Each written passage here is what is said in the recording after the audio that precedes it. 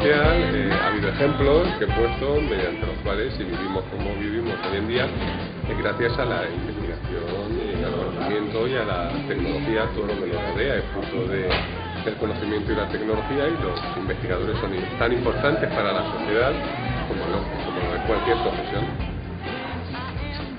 Ciencia, educación y crisis. Bueno, pues para que salir de la crisis hace falta tener una sociedad con la educación más alta posible y con el conocimiento más grande posible.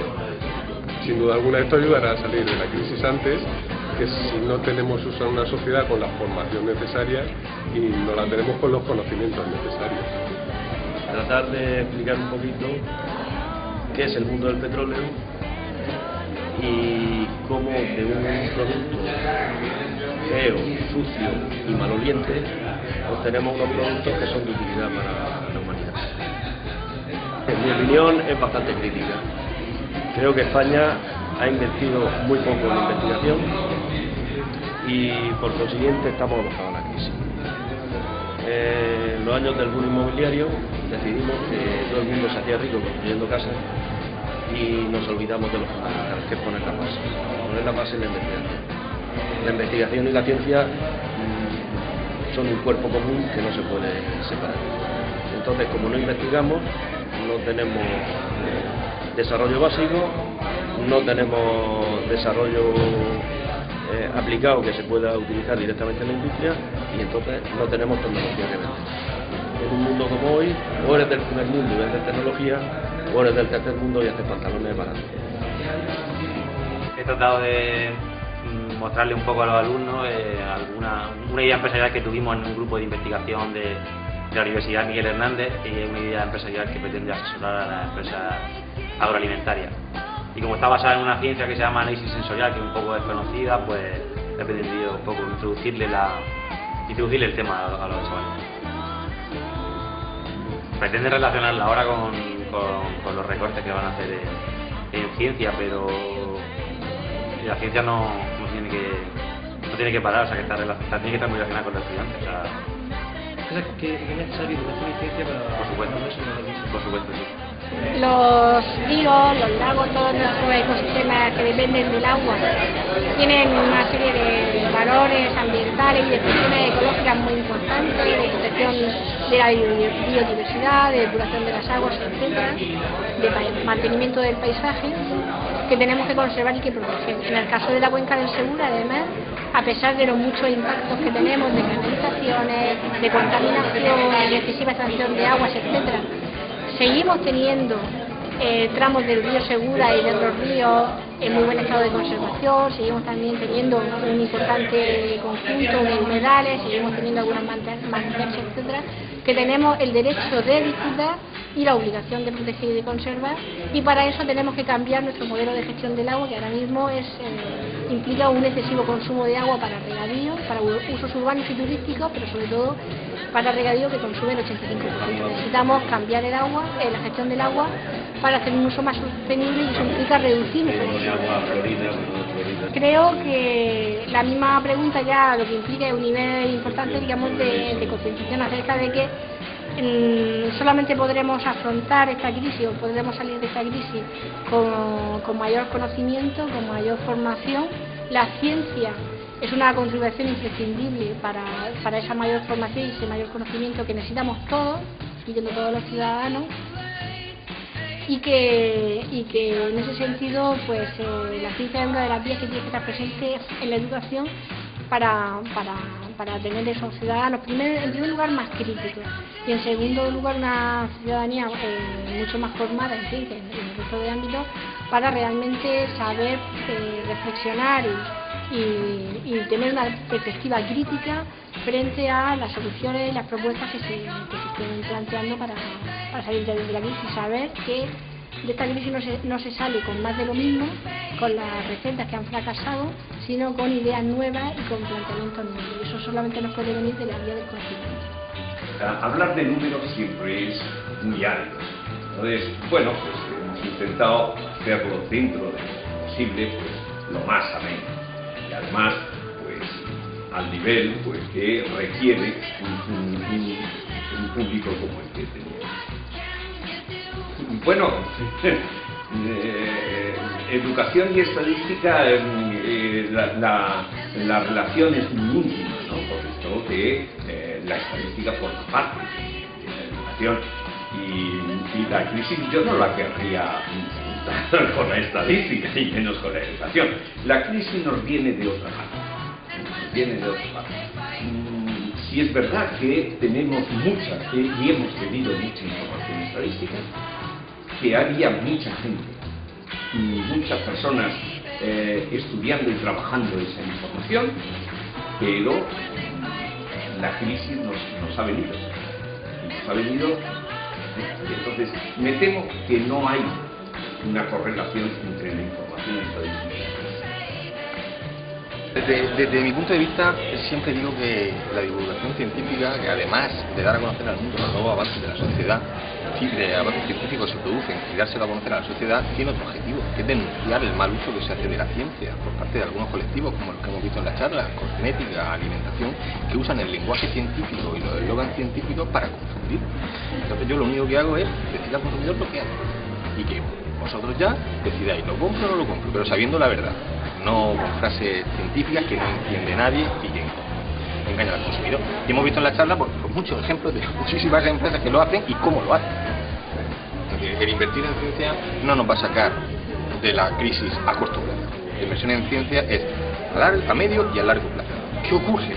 Que no se hizo. ¿Por qué no se hizo? Porque la ciencia no da votos. La ciencia no mueve masas, lo mueven otras cosas. La ciencia no. Entonces invertir en ciencia no entra en todos los planes prioritarios de ningún gobierno, ni de este ni del pasado.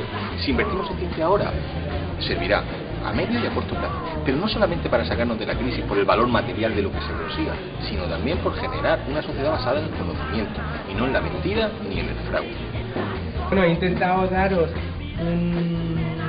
por un lado he intentado mostrar imágenes, ¿no? Porque ver es creer, por decirlo así. Y a lo largo de la historia, la microscopía en general ha sido una herramienta muy importante porque te da mucha información de cómo funciona, ¿no? Los microscopios se inventaron, en el siglo XVI, se aplicaron sobre todo al principio en el campo de tejidos, de la biología, etcétera.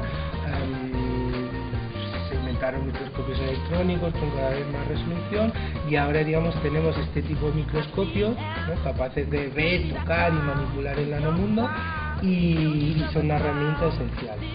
Eso por un lado. Por otro lado, digamos, el intentar explicar qué es la nanotecnología, porque es importante, ¿no? Apuntar a dos, digamos, aplicaciones, por decirlo así, la vida se trabaja a la nanoescala y la microelectrónica, los ordenadores, los móviles, el procesamiento de la información, y intentaba ahí también, digamos, hacer conexiones con lo que es el mundo de hoy en día que se basa en eso. Y no sé, y lo que he visto, mostrar imágenes, ahí está la conclusión, ¿no? Mostrar imágenes y que hayáis disfrutado un poco tanto las imágenes, intentar que vayáis a casa y reflexionéis igual sobre alguna cosa y hacer proselitismo, ¿no? Que vais a estudiar, si es física mejor y si no otro campo científico.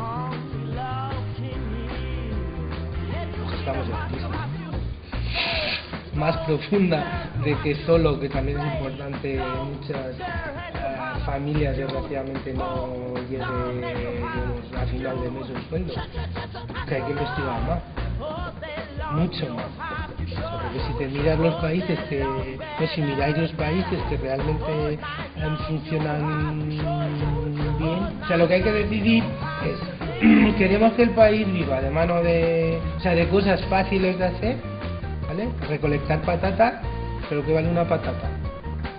¿Qué vale una patata? Una patata, ni 10 céntimos. O sea, ¿de eso vas a ser capaz de crear riqueza de forma que igual a una persona le llegue un sueldo de 1.500, 2.000, 2.500 euros? Es imposible. Sin embargo, vendiendo un iPhone a 500 euros, ¿qué vale el material de un iPhone?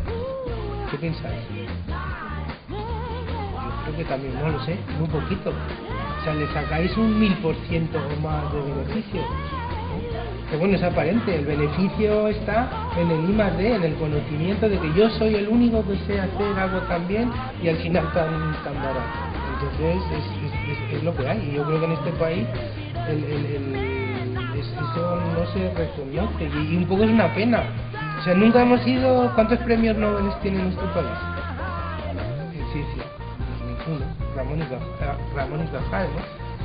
Más no hay, ya se me ha surgido. Entonces, en parte un poco por eso estamos donde estamos. Y lo que es una pena es que durante, yo creo que bastante tiempo, al margen de políticos de izquierda y derecha, se ha hecho mucho en intentar, digamos, recorrer un camino que otros países han tenido mucho más tiempo. Tenemos no pocos centros en el CSIC, en universidades que funcionan muy bien, ¿vale? Pero eso hay que alimentarlo en el día a día, porque si se te va la gente, y además la gente es lo más importante, están echando muchísima gente. O sea, una máquina igual la puedes parar un tiempo, pero si la gente no ve futuro, la gente no estudia, y entonces, no sé, yo muy crítico, muy crítico, pero bueno. No, y de hecho creo que ahí sois los jóvenes los que tenéis que intentar, a ver, es vuestro futuro. No, bueno, a mí me quedan 15, 20 años para jubilarme. Bueno, si es que nos jubilamos, pues tal como vamos, tienes que trabajar hasta que saltes a la tumba, pero bueno, no sé, muy difícil, pero bueno. Estas distintas pinceladas de un campo muy complejo con la nanoeconomía. Contarlo desde el punto de vista de nuestra experiencia, de algunas de las cosas en las que hemos tenido la oportunidad de trabajar y colaborar y transmitir que es algo apasionante pero complejo y que es multidisciplinar, o sea que realmente hace falta colaboraciones de médicos, de ingenieros, de físicos, de biólogos, de farmacéuticos, porque estamos hablando de problemas complejos. Normalmente los problemas complejos no tienen soluciones simples. Realmente eso ha pasado a lo largo de toda la historia, y lo que yo creo es que no sirve de nada lamentarlo, sino que lo que tenemos que hacer es aprovechar esa oportunidad. Hay menos recursos, a lo mejor hay menos recursos de infraestructura, etcétera, y eso nos motiva a pensar más, porque a lo mejor eso hace que antes pensábamos el desarrollo necesitaban muchos recursos, y a lo mejor ahora se te ocurre otra forma de hacerlo mucho mejor, más fácil, más barata. Yo creo que hay que intentar ser optimistas, ir siempre hacia adelante, y cuando nos ponemos metas, normalmente las conseguimos. Hay que perseguirlas con ahí. Entonces es una relación real y hay que aprovecharla en nuestro favor. De transmitir a la audiencia que la nanotecnología, que ya llevamos muchos años trabajando en ella, uno de los sitios donde se está empezando a aplicar desde hace una década con más fuerza es en ámbitos como la cosmética, los textiles o la alimentación, en los que hay menos regulación que en la medicina, por ejemplo, y por eso se está teniendo un ritmo mayor de lo que se pensaba, y la gente ignora eso. Paralelo, entonces es un intento de llegar a que la gente se plantee, se cuestione pues qué es lo que estamos comiendo, qué es lo que estamos vistiendo, y esas nuevas tecnologías tienen algo que decir al respecto, qué posibles riesgos hay y cómo se está haciendo para que esos riesgos estén controlados. Pues vamos, los digo, ahí tengo un planteamiento, no digo que es radical, para alemán parecería una cosa de lo más normal. Nosotros nos están siempre desde de los países nos están diciendo que hay que cambiar de modelo económico. El cambio de modelo económico, no sé, claro, no sabemos el cambio a qué dirección es, pero si es que nuestros referentes como Suecia, como Alemania o como Dinamarca, en cuanto al modelo económico, estos países sustentan su nivel de vida en una sociedad que es capaz de generar cosas que los demás compran. Esas cosas, cuestan muy caras, por cierto, son tan basadas generalmente en ciencia y tecnología. Entonces, y a su vez, la tecnología se desarrolla gracias a que hay gente que está formada y que hay un interés o una cierta curiosidad intelectual por la ciencia en toda la población, más que la que hay en España. Entonces, el modelo económico, aquí quiere salir del modelo económico basado en la competitividad alemana, hay que basarlo en la ciencia, la tecnología y la educación. Lo contrario, que es un modelo basado en hacer casinos o en hacer otro tipo de cosas, va en otra dirección. Es un cambio de modelo económico también, pero en otra dirección. Entonces, ahí si queremos tener eso hay que saber hacia dónde hay que ir, y yo creo que ahora es más fácil que